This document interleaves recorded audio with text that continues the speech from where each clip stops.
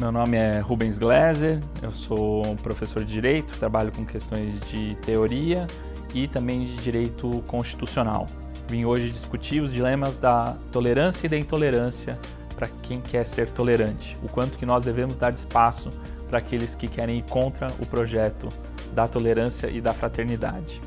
Acredito que aqui nesse espaço, no bate-papo do Quem Somos Nós, tive a oportunidade de ter uma conversa acessível, desinibida, livre, sobre um tema difícil, mas que interessa a todos nós porque são os dilemas do dia a dia. Acho que é um privilégio para mim estar num espaço como esse. Oi pessoal, bem-vindos mais uma vez ao nosso Quem Somos Nós. Esse aqui é um Quem Somos Nós especial, porque nós fizemos há um tempo atrás uma série sobre negacionismo e tomamos muito cacete. Essa série, as pessoas começaram a achar que a gente não deveria ter feito, não pode dar voz ao pessoal que fala de terra plana ou ao pessoal que fala de criacionismo, que agora chamam de design inteligente e tal. Como vocês podem imaginar, a gente acredita que a gente deve conhecer mesmo aquilo que a gente deve conhecer, o ponto de vista mesmo daquilo que a gente não concorda, né? Então, tanto que a gente fez. Mas foi uma cacetaria tão grande que a gente resolveu fazer um Quem Somos Nós especial sobre tolerância. E aqui com a gente para conversar sobre tolerância, se a gente deve ou não ouvir o outro, mesmo que o outro seja uma coisa que a gente discorda totalmente e etc., nós trouxemos o doutor em Filosofia e Teoria Geral do Direito, Rubens Gleiser.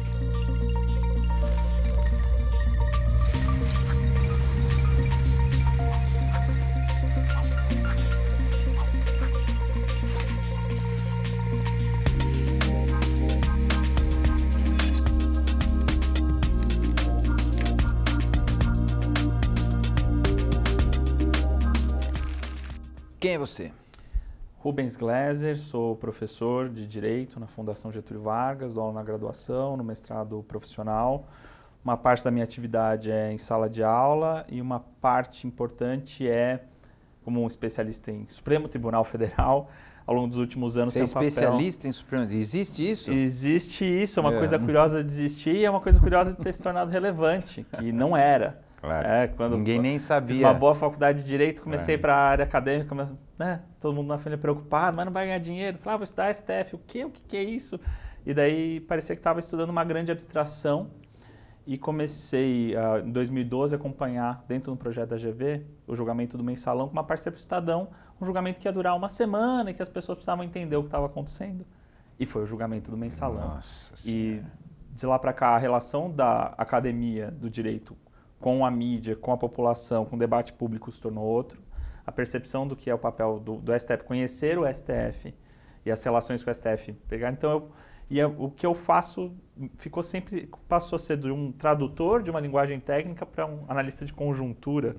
Uma coisa muito peculiar, né? Se eu soubesse, a gente ia fazer um especial sobre o STF também. Poxa, no meio do caminho a gente vai falar. No meio do caminho a gente vai falar. E eu dou aula de teoria também, do direito e introdução ao direito. Então eu gosto muito, tanto por essa parte de inserir na mídia, como fazer a parte de introdução das pessoas, dos alunos na graduação, ao direito, ou no mestrado profissional, de pegar profissionais e recolocar a prática deles numa perspectiva teórica, de colocar as perplexidades em termos acessíveis para todos, porque as dúvidas, né, estão ali todas. Então, dar as ferramentas que a teoria dá para a gente manejar essas dúvidas é uma coisa que me impele, que me motiva. Por que você entrou nessa? Tua família é de advogado? Você Ninguém. Qual que foi... Por que você escolheu ser advogado? Eu acho essas coisas tão aleatórias, né? Você está ali...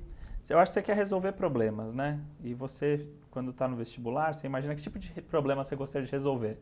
Minha dúvida era psicologia ou direito. E parece que é um pouco isso, você querer resolver os problemas individuais das pessoas no dia a dia. Ou são coisas mais coletivas, que é o sistema, a injustiça, ver um monte de seriado com promotor, juiz, etc. Essas coisas Daí emocionantes. você acredita, Você imagina que é alguma coisa parecida. É tudo mentira. É tudo mentira, né? Não é claro. nada disso. Mas lá pelas tantas, tive umas experiências interessantes. Me decepcionei muito com o que era. Sempre fui um mau aluno. Me decepcionei muito com o que era o ensino no direito. Nunca imaginei que ia para a área acadêmica. Tinha uma série de críticas e encontrei um espaço onde eu via muitas dessas críticas foram encontradas, né? Eram atendidas e acabei, por uma série também de coincidências, migrando para essa área. Mas para mim foi muito surpreendente, assim, de mau aluno a professor. Então, assim, sei lá se deu certo. Precisamos perguntar para os seus alunos. Ou para o meu chefe, né? Bom, vamos lá. A gente está aqui para falar sobre o assunto tolerância, intolerância e introduzindo, né, claramente, todo mundo tem que ter voz, seja quem for, ou seja, o assunto é tolerância e liberdade, né? Um pouquinho que a gente estava conversando antes. Até onde a gente pode ir? Ou não tem que ter barreira? Ou se tem barreira, quem determina qual é a barreira, etc. Como é que você olha isso? Ou pelo menos como essa discussão está em que ponto? Tá, eu acho que é interessante fazer um esclarecimento que essa não é uma perplexidade para todo mundo, ou uma dificuldade para todo mundo, a quem dá voz. Essa é só uma preocupação para quem se propõe a estar numa direção ou num pressuposto liberal político. Correndo o risco aí de... Liberal hoje no Brasil tem Isso, a gente tem que fazer tirar várias ambiguidades. Liberal do ponto de vista de liberdade. De liberdade. Então tem o liberalismo econômico, que como a gente usa o termo liberal, que é um outro assunto. Você ter uma interferência mínima do Estado sobre o mercado. E você tem o liberalismo político, que é o seguinte, o dever, talvez é muito controvertido, mas o mínimo seria, o Estado tem um dever de tentar dar o máximo de liberdade possível a cada um dos seus cidadãos. E quem se compromete com essa ideia fica perplexo com como nós lidamos com as ações, palavras e gestos das pessoas que não valorizam a liberdade, porque pensam diferente de mim ou porque estão, o que eu considero erradas ou nojentas. Como que eu lido com isso? Então, você só tem essa perplexidade se você está partindo dessa premissa. Do olhar de quem acredita na liberdade. De quem acredita na liberdade. No outro olhar, isso não é um problema. Isso não é um problema, isso não é uma questão. E acho que é muito engraçado que isso não é um problema, então, ou da esquerda ou da direita. Eu acho que é um dos temas que coloca conservadores e progressistas no mesmo barco, ou boa parte deles no mesmo barco. Porque tanto os conservadores e os progressistas, eles podem estar de acordo com essa premissa e eles divergem sobre como ela se concretiza. Com que velocidade a sociedade deve se mover em relação a mudanças, mas entende que a sociedade tem que mudar. Os dois estão de acordo com isso. É muito diferente da situação do reacionário, por exemplo, que é alguém que despreza a modernidade, essa ideia de liberdade individual, se quisesse, implodiria o presente em nome de um passado ideal. Mítico, tá certo? Não verdadeiro. Como todo ideal. Uma utopia um passado que não pintado de rosa, mas Isso. que não é, né? Mas que seria quase essa coisa medieval, né? Ou clássica, dependendo da corrente, né? Onde o pecado original começa na Revolução Copernicana. Você tinha um mundo estruturado, em ordem. Você tem casa, você tem papéis, cada um sabe o que deve fazer a Terra era plana também. A Terra era plana. Tá voltando a ficar plana. Mas eu acho que não é uma coincidência. Eu acho que o pessoal fala de cruzada, de terra plana, de criacionismo. Não é uma coincidência porque remete a esse paradigma de um passado idealizado em que a ordem e a verdade das coisas estava clara e, portanto, era um mundo que funcionava e que nessa narrativa começa a ter uma queda. A queda do paraíso é a revolução newtoniana, copernicana. Que é o humanismo, assim, né? O humanismo, homem começa a ser o centro e não... É a ciência. Então, esse ódio à ciência, ele não é fortuito. Ele faz sentido. Alguém que está querendo implodir o presente como uma deterioração da humanidade em nome desse passado. Esse falso passado idílico. Que não é que prima não pela liberdade, mas pela ordem. Pela ordem. E o revolucionário está muito próximo do reacionário nesse sentido, porque ele também odeia o presente de alguma maneira. mas ele vê a utopia num futuro que ainda não existiu. Ele quer... essa é uma sociedade corrompida e precisa ser absolutamente remodelada para servir a certos ideais. Que pode ser igualdade, pode ser liberdade, pode ser ordem também. Tanto faz. Mas nesse sentido, os reacionários e os revolucionários talvez tenham menos essa preocupação da tolerância do que conservadores e progressistas que estão nesse mesmo barco. Independente se é direita ou se é esquerda, mas se colocam com essa perplexidade. Liberdade primeiro e não podemos impedir que a sociedade tenha o seu caminho natural, que a gente não sabe qual é, né? Exato. Que essa é a questão. Fingir que existe um mundo ideal, ou achar que vai existir um mundo ideal, ou que a história tem um caminho, tudo isso só deu errado. É forçar um caminho. Claro, só deu errado. É antitético essa ideia da liberdade, que é um pouco a ideia de que as pessoas devem viver a vida que elas desejam e isso vai conduzir por caminhos inusitados. Que a gente não consegue prever. Isso. É isso. É o medo do que eu não sei. É isso? Eu acho que é isso que tanto reacionário que faz com que os caras se agarrem em algo, ou no futuro ou no passado. É uma ideia de que as pessoas não sabem o que estão fazendo, então é melhor a gente conduzi-las, né? E aí, eu acho que essa questão é para quem se põe isso e fala, bom, se eu valorizo a liberdade, como que eu lido? Que grau de liberdade eu devo conferir para as pessoas que querem minar esse projeto? Então, que essa é a questão. O que o Estado deve criminalizar a homofobia, o racismo, né? Então acho que essa é a faceta mais evidente, né?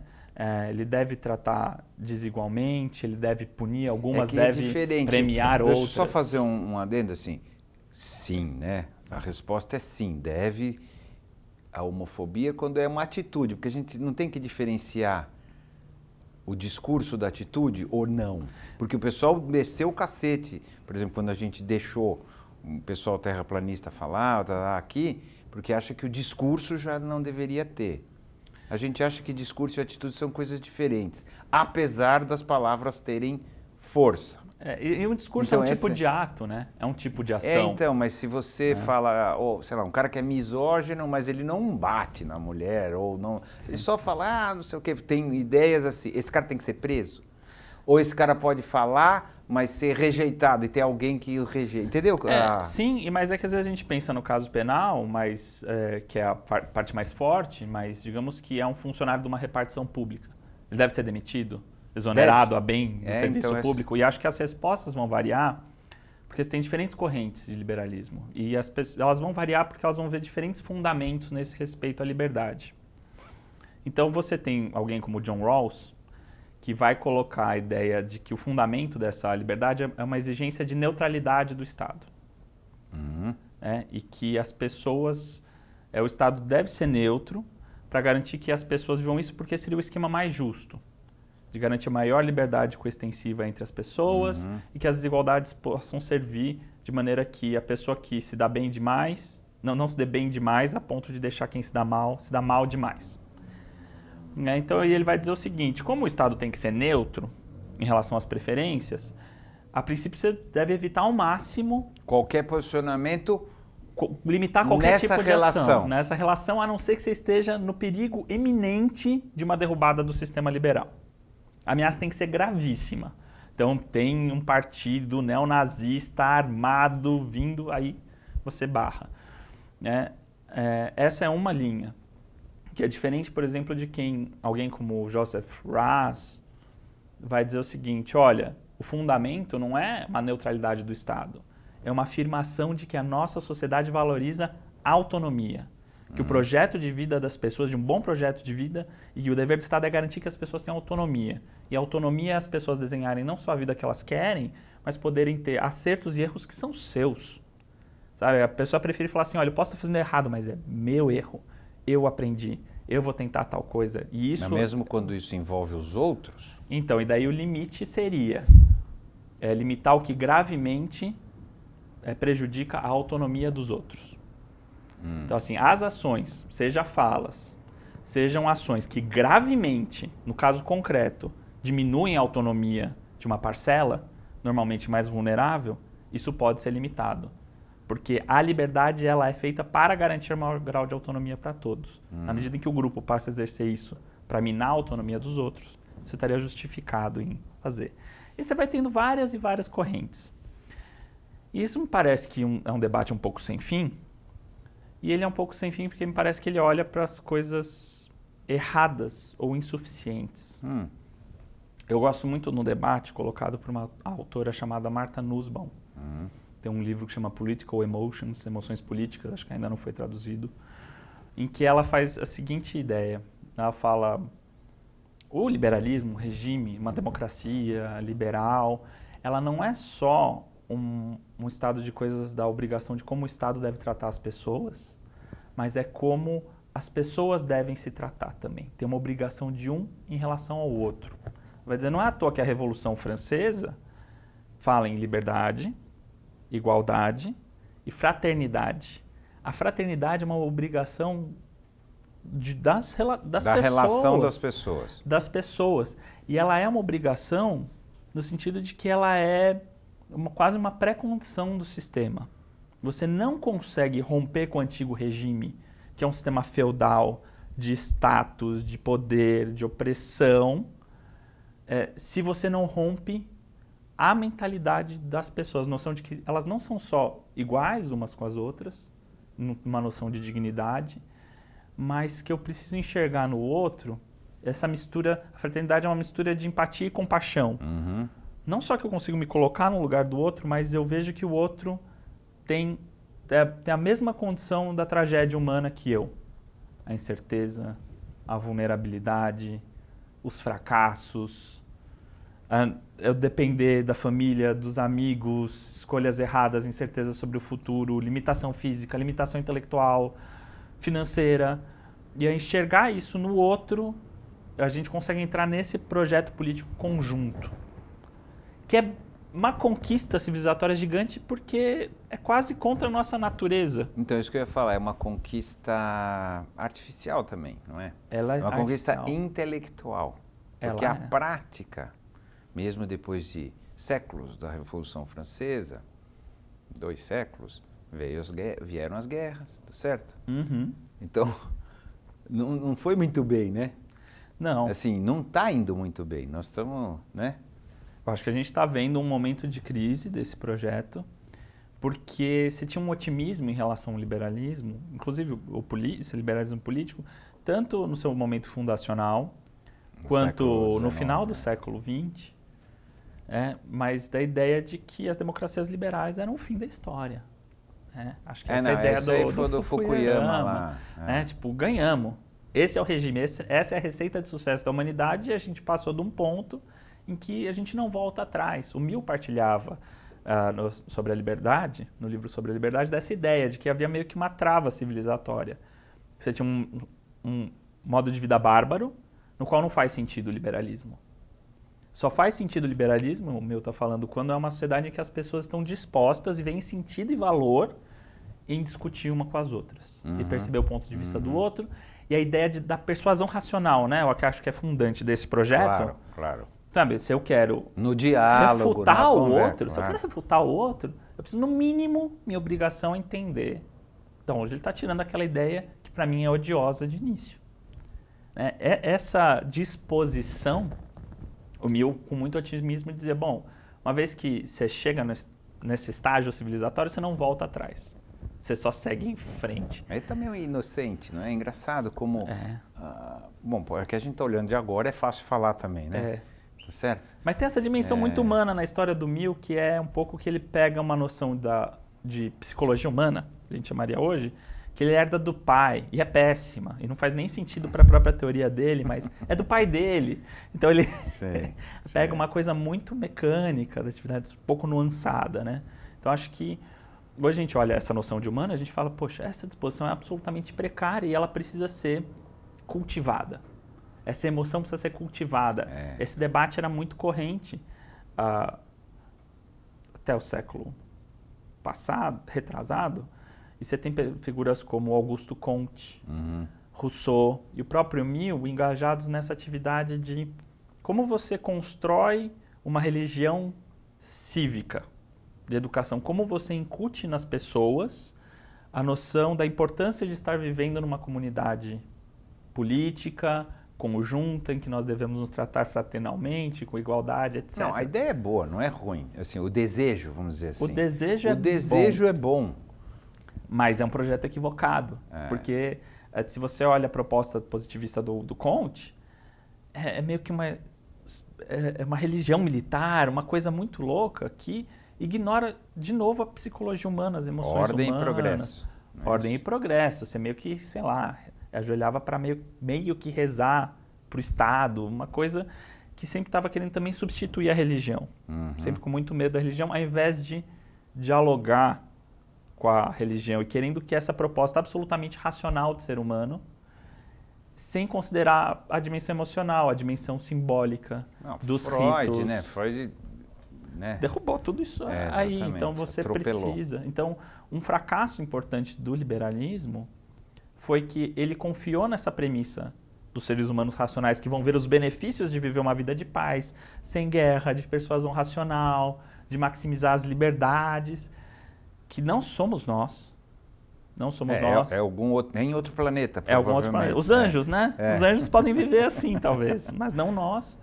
E não cuidou dessa educação das emoções, dos sentimentos políticos que nós precisamos ter, que são pré-condições para a gente viver numa liberdade, o que faz valorizar. E tem a ver com cultura, tem a ver com arte, tem a ver com poesia, literatura. Literatura é fundamental para desenvolver empatia. Outros mundos, outras situações, veja um filme. As pessoas veem o filme Parasita, que ganhou o Oscar desse ano, e elas conseguem se colocar na situação dos sul-coreanos que não conseguiram ascender numa sociedade de igualdade de oportunidade. Enfim, isso é maravilhoso, né? E o recrudescimento da cultura é também um ataque a esse projeto. Então, tudo isso eu disse. Não, então, mas é importante, assim, o liberalismo, teoricamente, o político, né, que a gente está chamando de liberalismo político, nasceu aí. E o econômico também, né, considerando que o ser humano é racional, que no final o mercado vai se regular porque ele é racional. Todo mundo vai maximizar. E não é verdade também, né? Então, nós construímos essas duas ideias sobre uma ideia de ser humano falsa. Isso. É isso. O que é fatal para um sistema que se propõe a coordenar a ação humana. Então. Né? A gente vê muito disso no direito, a própria ideia do direito penal, né, que é essa coisa assim, olha, se você matar, sua pena é de 20 a 30 anos. Como se alguém que fosse matar outra pessoa parasse para pensar, 30 anos, então é melhor não deixa matar. Eu calcular melhor não, 20 a 30, minha chance de ser pego, né? Então acho que a caixa de ferramentas que o Estado dispõe pressupõe um ser humano que faz esses cálculos, que vive na razão, que vive com essas predisposições e ignorou essa dimensão. Então, eu acho que isso é importante. É isso que está falindo? Eu acho que é isso que está falindo. E que aí as pessoas, assim, estão inseguras, né, com essa sensação de que está falindo esse mundo criado em cima disso.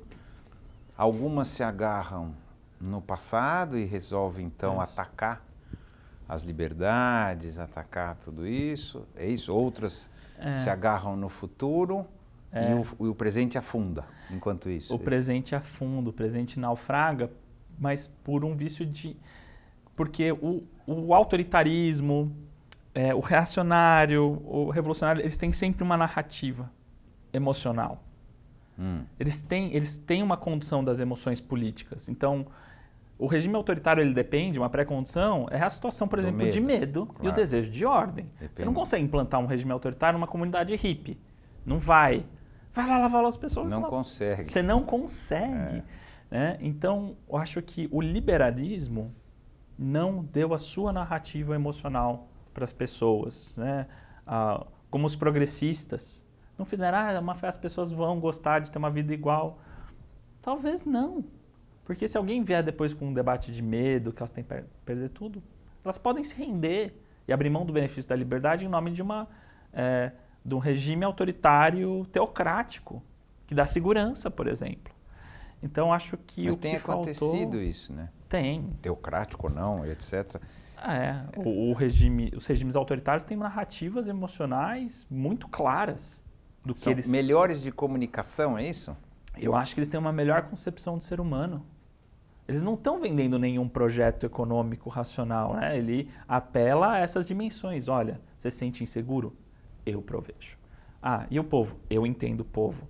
Esses artifícios do fascismo, do autoritarismo... Mentiroso. Mesmo, porque... Se aproveitam dessa insegurança dos outros. Eles racionalmente a gente não prefere mentiras, mas às vezes emocionalmente sim, né? Sim, uma bela mentira. Não me conta que você está fazendo alguma coisa contra mim. Não me conta, eu não vou no médico, eu não descubro que eu estou doente. Assim, você não faz exame, você não sabe que você está doente. Exato, claro. E eu acho que o liberalismo não deu essa narrativa de por que esse que nós... conforto, é isso? Porque é um conforto no final. É que eu posso tentar... Claro. Fica difícil você dar essa narrativa.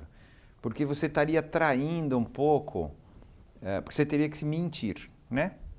Tá certo? Não necessariamente. É, mais ou menos, porque você tem que se aproveitar das inseguranças das pessoas e que não tem solução fácil. Então, quando o cara se aproveita do teu medo, é porque ele dá uma solução fácil, não é? Fala, pô, você tá com medo? Eu te protejo. Sim. Eu sou o cara, eu sei, eu vou acabar com toda a violência do mundo, eu vou fazer isso, você vai viver bem. Não é assim que funciona. Isso não funciona. Então, não dá certo, mas eu tenho que mentir para poder te dar esse conforto. O autoritário precisa mentir. Então, o liberalismo não precisa falar, não, olha, você vai ter que se esforçar. A narrativa do liberal, eu não estou defendendo o autoritário. Sim, não, porque eu estou dizendo assim, olha, não tem solução fácil. Você tem que se envolver. Ninguém vai ser o seu pai que vai resolver tudo. Porque o autoritário representa a figura do pai que vai te proteger. Sim. No liberalismo, não. Você não tem pai. Né? Sim. Mas essa narrativa não é uma narrativa... Mas as pessoas se assustam. Pô, elas querem, não é? Então, mas depende. Então, olha como é difícil você criar uma narrativa madura. Vamos chamar de maturidade e imaturidade.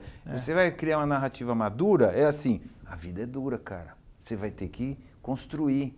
Não tem solução fácil, não tem atalho, não tem nada. Se a gente não se esforçar todo dia, não vai rolar. Tarará. Agora outra. Deixa comigo. Você não precisa se preocupar. Eu vou resolver tudo. Qual que é mais tentadora? Eu acho que essa tentativa do que seria o equivalente do liberalismo, ela é incompleta. É uma coisa que eu passo muito no dilema como professor.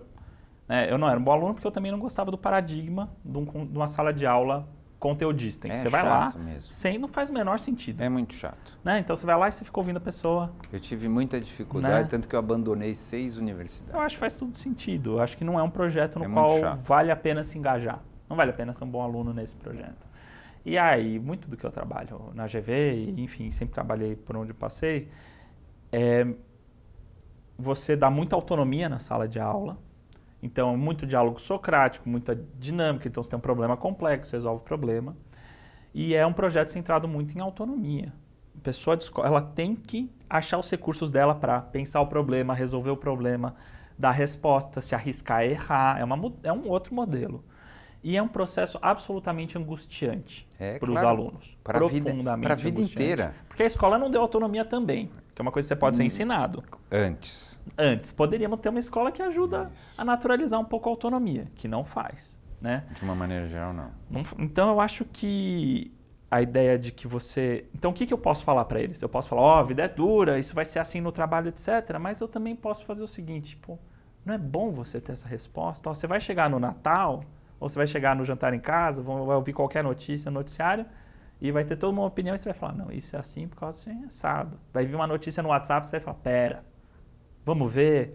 Então, o lado bom da autonomia é esse empoderamento, essa capacidade de fazer, de não depender. E, ao mesmo tempo, a fraternidade é bonita porque na hora em que você não consegue, você tem ao seu lado pessoas que te dão a mão. Que te dão a mão, né? Viver numa sociedade de medo é uma perspectiva ruim comparada com a perspectiva de você viver numa sociedade em que as pessoas confiam uma nas outras. Mas isso não é só na GV, porque a gente pensa, você entende o que eu estou falando.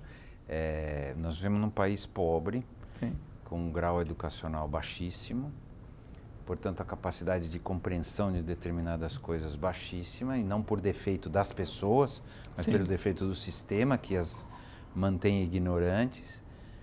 Como é que a gente vive nesse lugar da autonomia? Eu acho que é sempre uma questão do que você quer também em sala de aula, né? Então, se eu estou trabalhando com alunos com uma boa formação, etc., o que eu vou é tentar também, no meio desse processo, dar uma formação técnica de ponta também. Mas não precisa ser esse o único objetivo. Se eu estou trabalhando com alunos que não têm uma formação tão boa, eu posso mostrar a possibilidade deles acharem caminhos sem depender de outras pessoas. Mas eu trabalhei não consigo isso. compreender. O cara chegou lá, não estou falando do teu aluno, esse já chegou Eu lá. tive outros alunos. Mas assim, o cara, a maioria das pessoas tem dificuldade de compreender isso. Tem. E uma das críticas, por exemplo, de veicular bobagens, né, de dar espaço para coisas não científicas ou coisas malucas, etc., é porque as pessoas não têm vacina intelectual, de novo, não por culpa delas, para discernir se aquilo lá é uma bobagem ou não. Sim. Né? Então, como a gente lida num país desse, acreditando na liberdade, acreditando que nós aqui acreditamos, etc., mas que tomamos pau porque demos espaço, as pessoas... Tem gente que não consegue mesmo saber se aquilo faz sentido ou não. Sim. Porque a liberdade pressupõe que eu possa, ou que eu tenha ferramentas, vê se é isso, ferramentas para discernir, e discutir com você. E quando não tem? E quando a maioria da população não tem? Não então, é complicado, não é? Sim, é complicado. Eu acho que é difícil, mas eu acho que a ideia do projeto socrático, toda a ideia, né, a ideia que Sócrates tirou das bocas de um escravo a resposta para os problemas, porque o que você precisa ter para ser uma pessoa com autonomia? Para Aristóteles, né? Para Aristóteles, o escravo era aquele que não tinha raciocínio prático. E o raciocínio prático é aquele que não consegue definir, de nenhum jeito, os fins que ele deve seguir por si mesmo. Ele depende de um amo, de um senhor que vai dizer o que vai fazer. E a gente pode dizer que na atual conjuntura tem pessoas que querem quem diga que faça, ou acostumados a alguém que lhe diga o que deve ser feito, mas eu acho que a gente não deve atrelar a necessidade de instrução para despertar nas pessoas e trabalhar com as pessoas a possibilidade delas desenharem a vida que elas querem.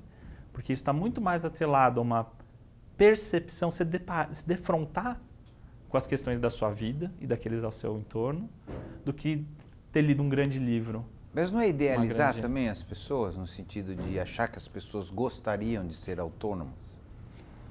Eu acho que... Eu não estou defendendo, né, de novo. É que me ocorre assim, será que também esse projeto de falar, não, pô, mas o mais legal é que seja autônomo, que eu acredito, que você... Não é também idealizar o ser humano e falar, mas por quê? Não é todo mundo que quer. Eu vou ter que confessar que acho que aí é uma limitação de formação, que quem poderia responder isso talvez seja um psicólogo, uma psicóloga, que vai dizer, bom, onde estão as compulsões e os desejos por liberdade ou submissão? Mas o que eu poderia te dizer de uma maneira menos técnica é que dificilmente você vê alguém que experimentou da autonomia querendo voltar para a submissão. Eu acho que essa experiência... Mesmo com as dores da autonomia, porque a autonomia...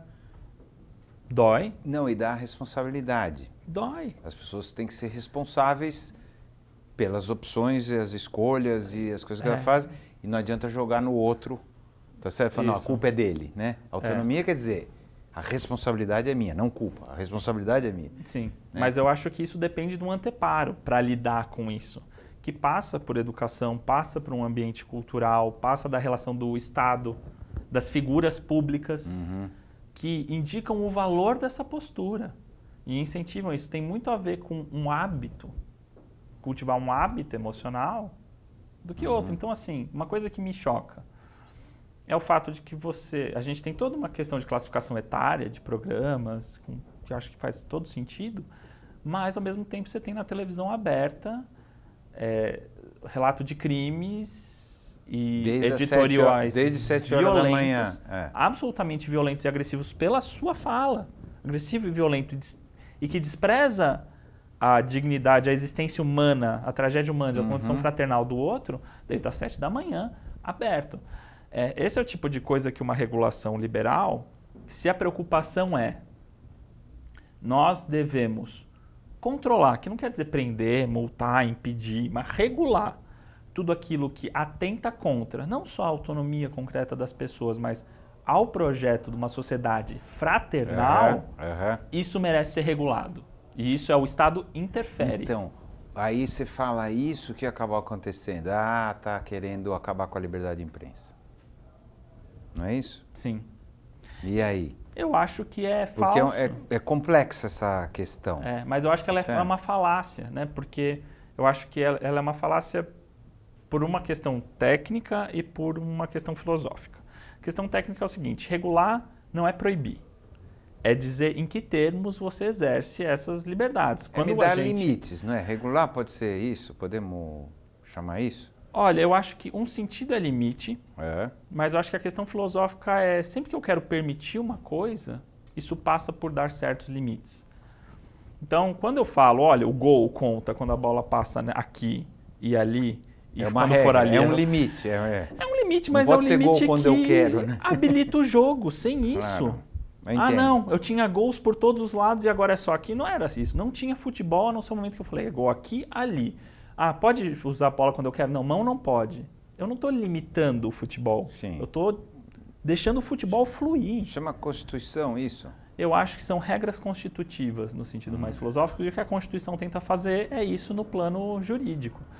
Você cria as condições do jogo. Então, regular não é sempre proibir. Às vezes é garantir que, bom, com quem você quer falar?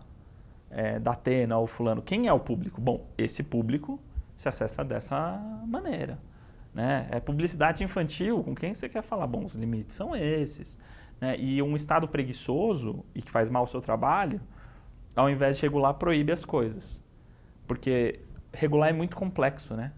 Até porque tem que discutir muito, tem que aprofundar, tem que ter algum tipo de consenso, porque senão não funciona. Exato. Né? Fica aquela história de lei que não pega, ou seja lá, não sei o que então lá. Você tem que construir, você precisa entender o problema, ter um remédio eficaz. Ouvir todos os... Né? É isso. E aí você corta esse problema que você fala, não, que saber é proibido. E aí você não regulou, você jogou para debaixo do tapete. E acho que essa é a pior solução. Então a ideia é, você tem uma solução, você tem muito mais coisa entre... Então a questão técnica é, existe muito mais coisa em regulação do que permitir totalmente ou proibir totalmente. E a filosófica qual é? E a filosófica é isso, que impor regra não é sempre limitar. Às vezes é garantir que as coisas fluam da melhor maneira. Ela é habilitadora de certas práticas, em certo sentido. Quando eu falo, olha, eu acho que o exemplo do futebol é ou mesmo do cigarro.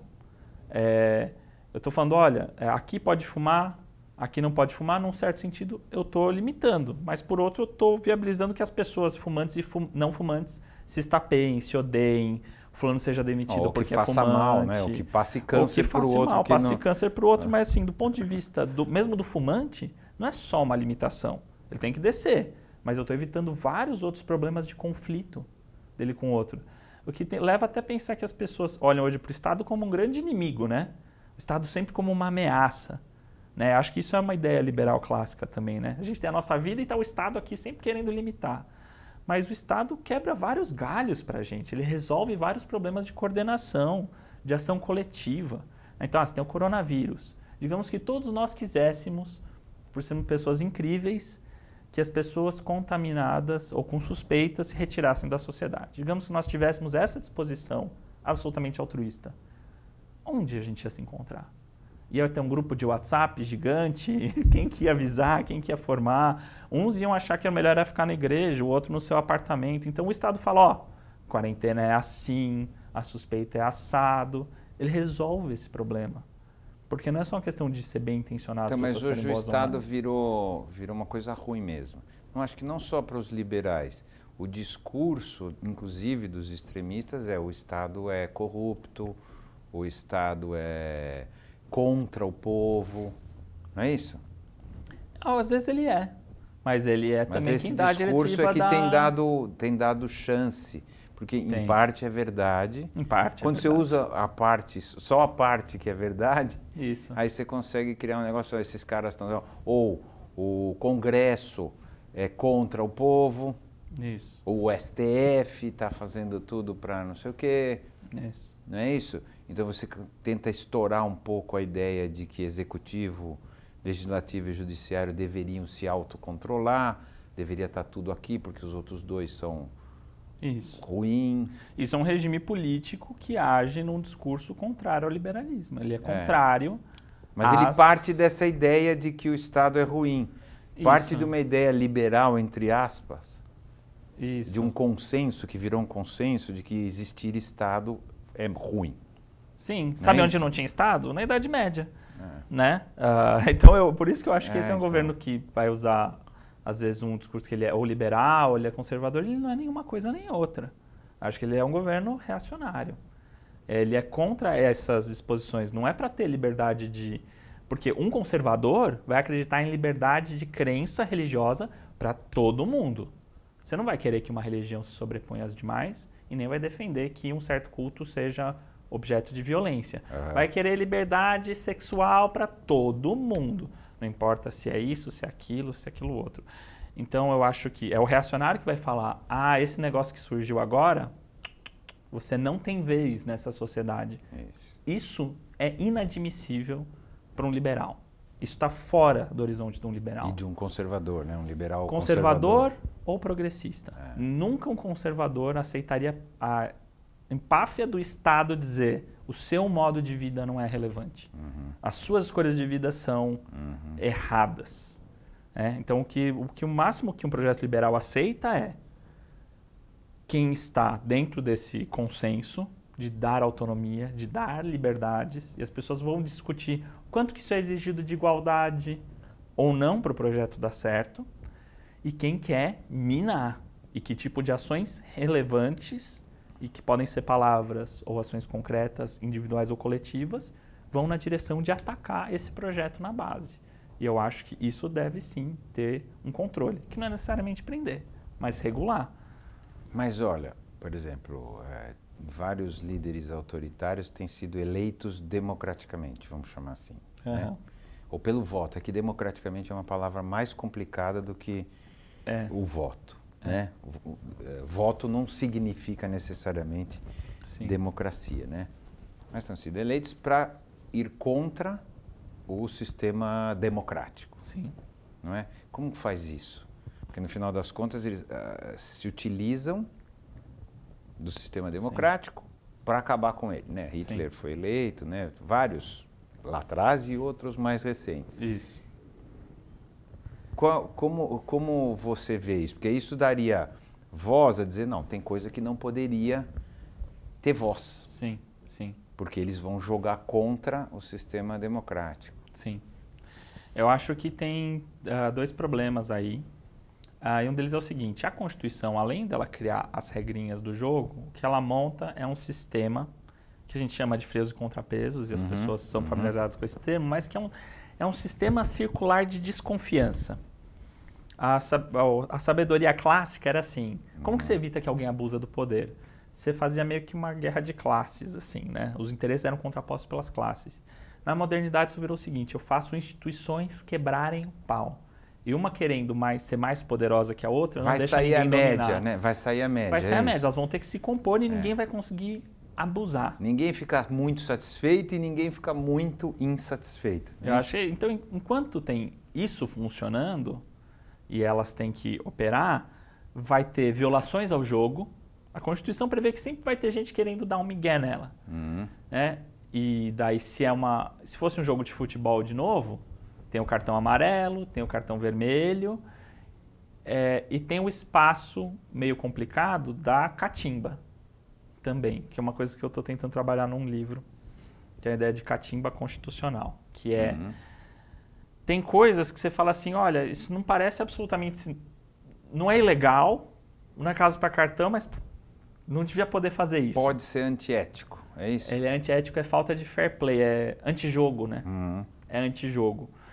Então eu acho que o que você tem de muito complicado no nosso cenário é que esses líderes autoritários, eles usam um expediente que é da catimba. Que assim, não é que eles estão fazendo coisas que são ilegais, mas estão assim: eu vou propor um negócio que é para exterminar um grupo. Opa, e eu entrar com a ação? Ah, eu revogo. Aí eu tiro. Eu falo que eu vou não sei o quê, eu tiro.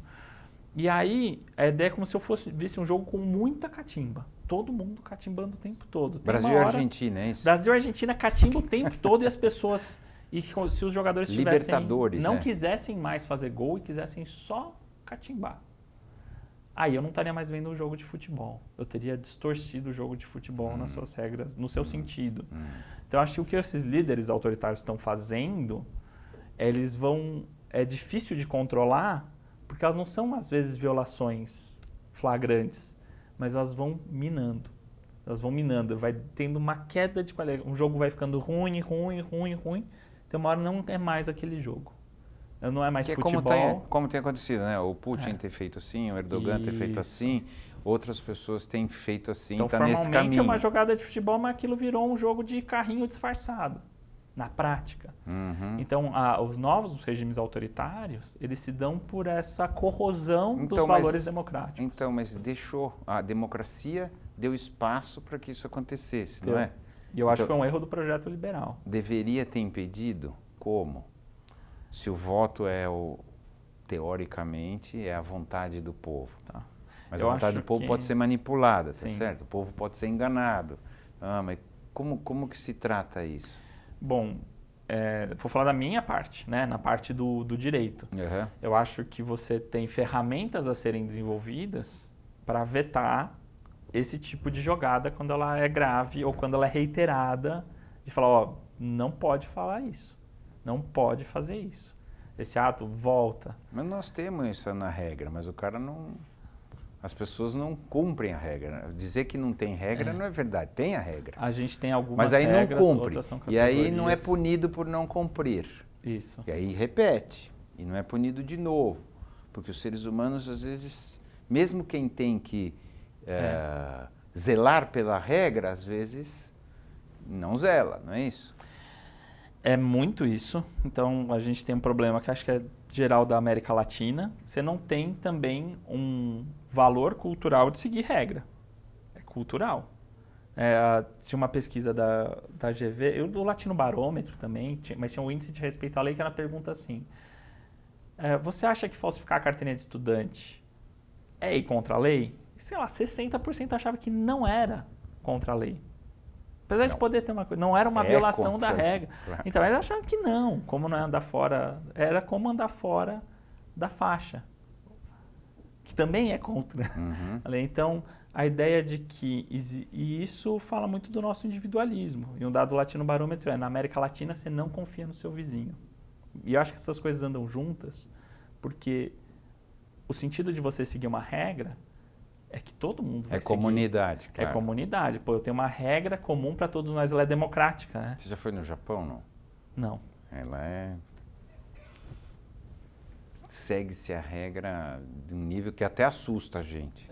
E eu acho que é isso, porque burlar a regra é passar para trás todo mundo, é ofender todo mundo, é tratar os outros como menos e não iguais.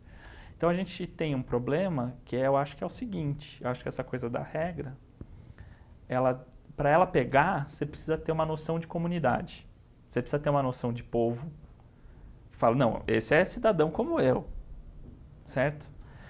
Mas nós não temos. E nós não temos isso também, nós tivemos um país antes de ter povo.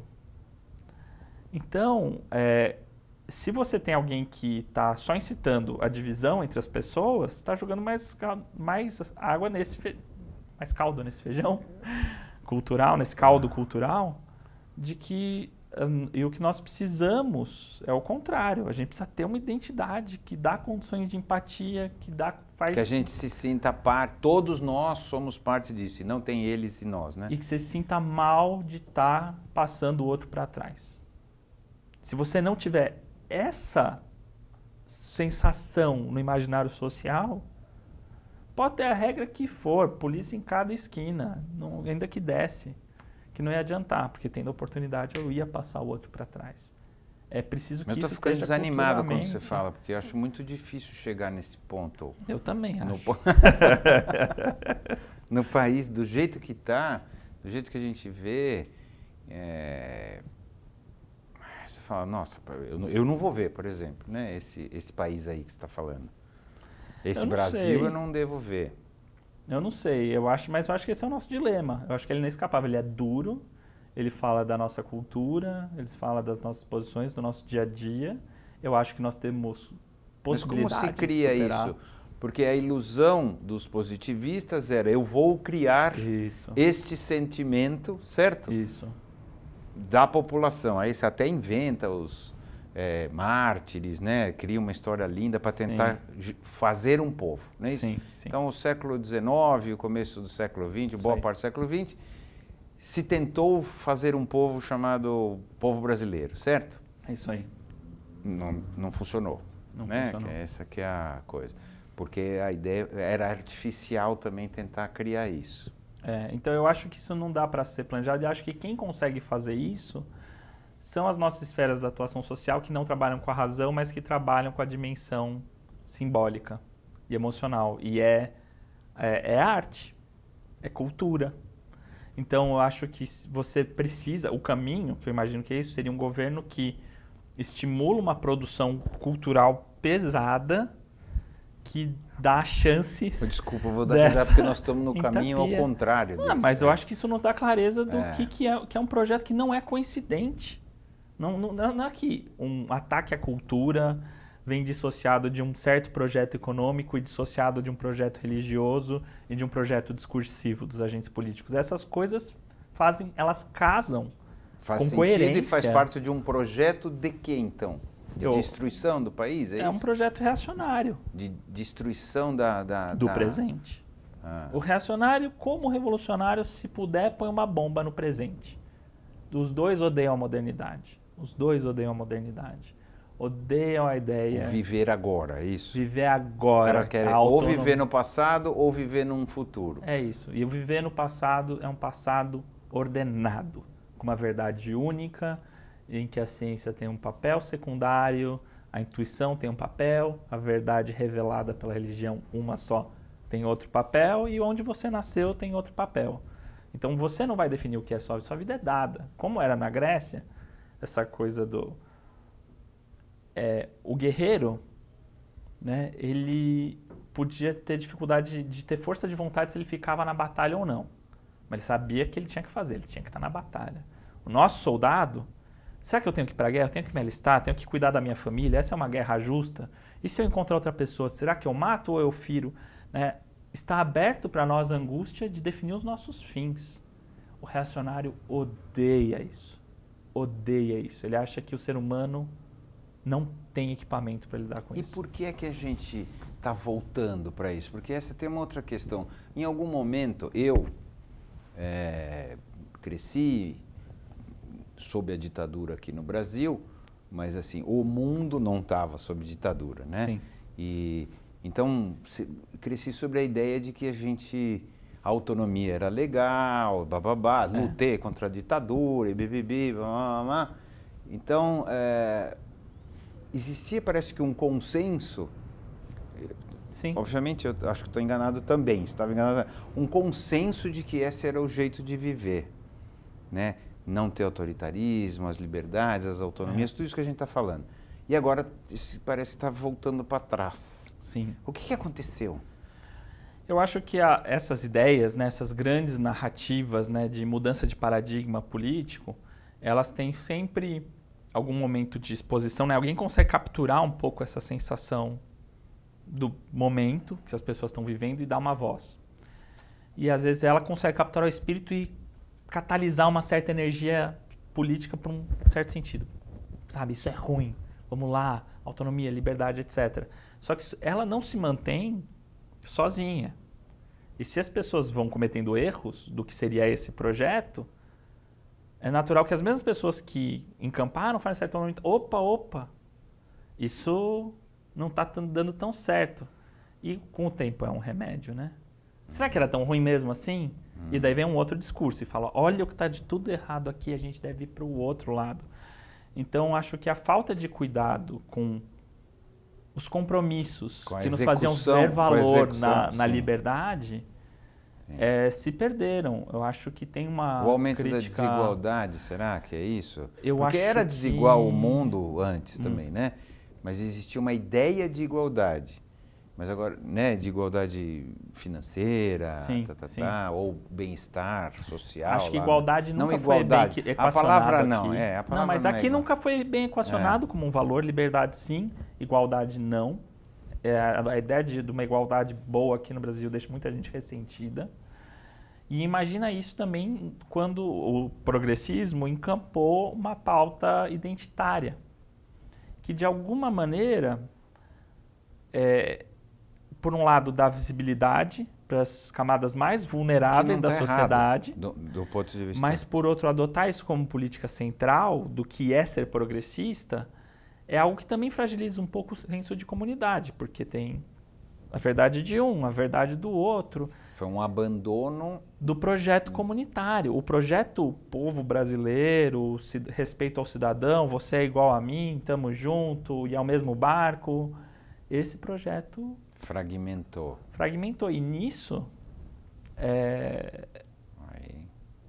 facilita o outro discurso. Entendi. Um discurso de, eu unifico e unificar como? Eu unifico com a maioria, eu movimento com essa maioria religiosa, com essa maioria, essa elite financeira, com essa elite não sei o que lá. Então, eu acho que foi um erro do como o progressismo se conduziu nas 2 últimas décadas do século XX, nas 2 primeiras do XXI. E a crise de 2008, mundialmente... E a hora que a economia vai para o saco. Então, se a economia vai para o saco... E está indo de novo agora, e você né, não vê, e você não tem... E se o seu único compromisso com o regime é porque ele está mantendo seu emprego, você está tendo uma boa vida, na hora que isso cai, troca, dane-se. Né? Mas se eu tenho uma outra coisa que fala, não, pode estar dando errado, mas a gente está ganhando em viver numa sociedade fraterna, plural, eu faço o que eu quiser. Se meu filho nascer diferente, ele não vai ser morto na rua. Sabe, se o fulano fica no trabalho, ficar doente, poxa, vai ter uma assistência social. A mulher não vai deixar o filho na creche com 1 mês. Que é o que né? Eu acho que o sistema precisa, ele não gera lealdade automaticamente. Esse era o erro, essa é a lição. Porque a conexão com as pessoas dos sistemas políticos não é racional, é emocional. E não quer dizer que seja necessária uma enganação, mas você precisa ter essas virtudes. E a chave liberal você precisa ter uma cultura liberal, uma produção artística liberal. Então você precisa ter mais canais de TV. Você precisa ter acesso, Você precisa cuidar música, seja lá o que for. Precisa ter literatura as expressões. Infantil. A ideia de que você tem muita coisa escrita em livro, né, é ir contra o projeto e falar, não, a criança precisa... chegar na escola, ela vai aprender menos matemática, mas ela vai, na fase de alfabetização, pré-alfabetização, né, ter contato com o livro. Na pré-alfabetização, na alfabetização. Meia hora um livro, todo dia. E que isso forma um ser humano capaz de ser autônomo no futuro. Que ele não vai só servir ao mercado. Ter um bom emprego, ter bons serviços. Que acabou sendo também quase que o objetivo de boa parte da educação. Isso.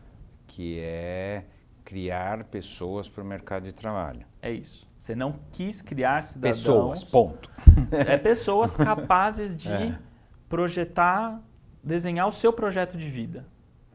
Eu vou desenhar os meus fins. Para onde eu devo ir? É esse emprego? É esse estado? É esse país? Que relação familiar eu quero ter? Meus amigos? É uma comunidade grande, pequena? É uma estrutura que foi feita para produzir funcionários, né? Mesmo que o discurso seja do empreendedor, não, tem que ser empreendedor, tem que ter jeito de dono, jeito não sei o que lá, mas a estrutura é feita para isso. É boas peças para o mercado. E daí eu acho que muito do que o governo do PT se fiou seria assim, olha, se eu gerar um crescimento de qualidade de vida econômica para as pessoas, eu vou angariar a lealdade das pessoas a nós que proporcionamos isso. Né? Mas na hora que se a lealdade é só essa, você muda a conjuntura. Foi uma surpresa, né, para o PT, mas como que essas pessoas nos abandonaram? Nos abandonaram. E o Tocqueville narra isso, né? Fala, se você trabalha, se a pessoa aumenta a expectativa da qualidade de vida dela, a hora que cai, essa pessoa vai para a rua. Essa pessoa fica muito brava. Né?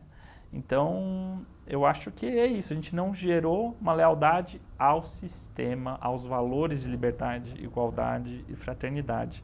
E aí, enquanto nós não tivermos no sistema político o mínimo de percepção disso, o nosso projeto liberal vai ser sempre meia boca.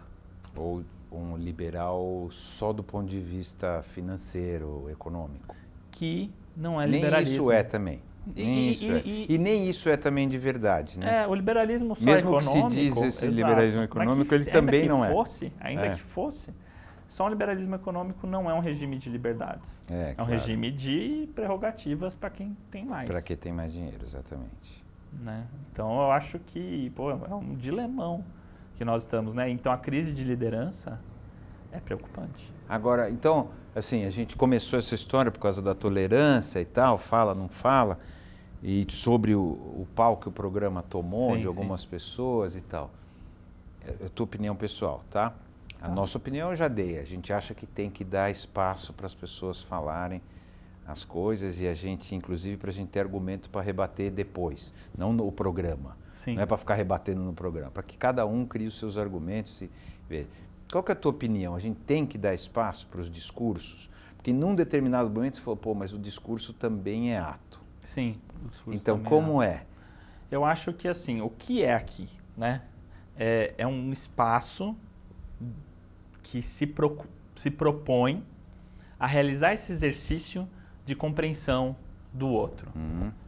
Sabe, não é um palanquinho no meio da rua, não é uma empresa pública, não é uma igreja. Não. Então, eu acho que assim, não é que vale as mesmas regras para todos os lugares.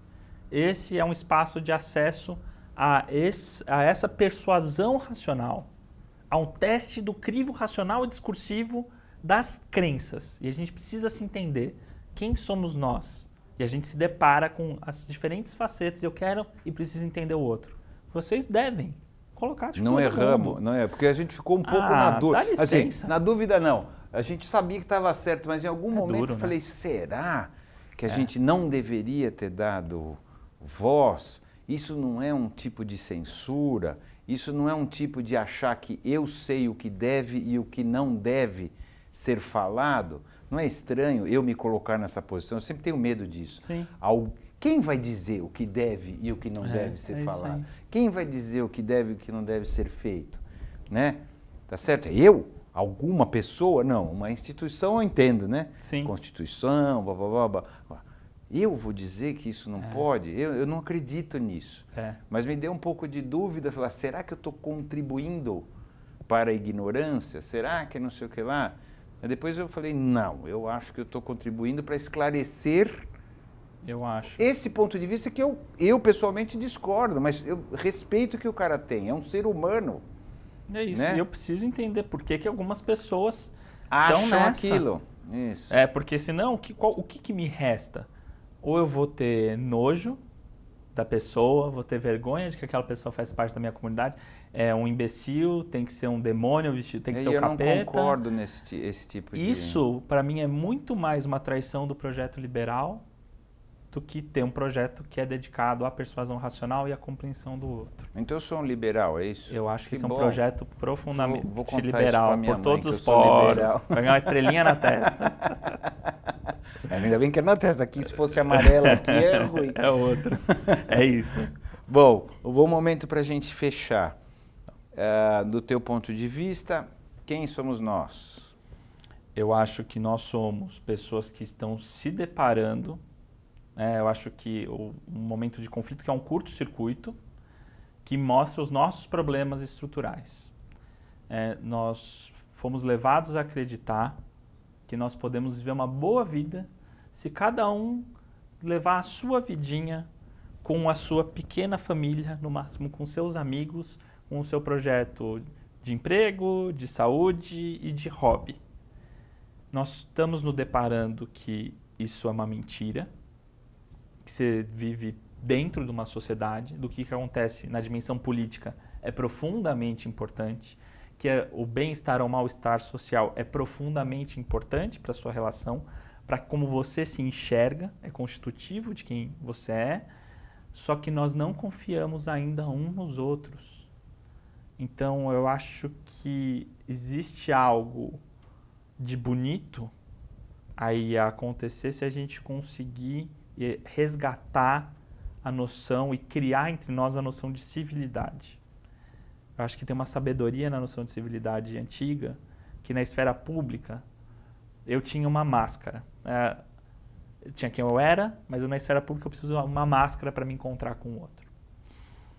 E a gente riscou isso por ser uma coisa snob, elitista, imagina, mas eu acho que aparece agora nós precisamos achar os nossos termos de convivência, de criar consensos, de compreensão, para poder ter confiança, para poder ter empatia, para poder ter fraternidade.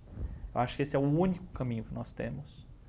Eu acho que esse é o nosso dilema. É muito difícil. Tudo isso que você está falando, você fala, o cara está sonhando. Mas a alternativa está dada. Pode ser pior que é o que a gente está fazendo. Está dada, mas eu acho que esse projeto contribui. Esse projeto é para isso. O que se faz é assim que a gente faz. Não vai ter uma grande lei do apoio fraternal. É ter mais espaço e oportunidade de sermos reflexivos sobre como nós nos sentimos, sobre o que nós pensamos, sobre como nós interagimos, de tirar o que a gente tem de melhor. Tomara que vá por aí. Eu honestamente, eu acho bem difícil, sou bem pessimista em relação a isso, mas eu acho que mesmo assim a gente tem que ficar empurrando para esse lado. Eu acho que sim, e a ideia que são os pequenos atos, né? Eu acho que ser gentil e civilizado naquele próximo jantar de família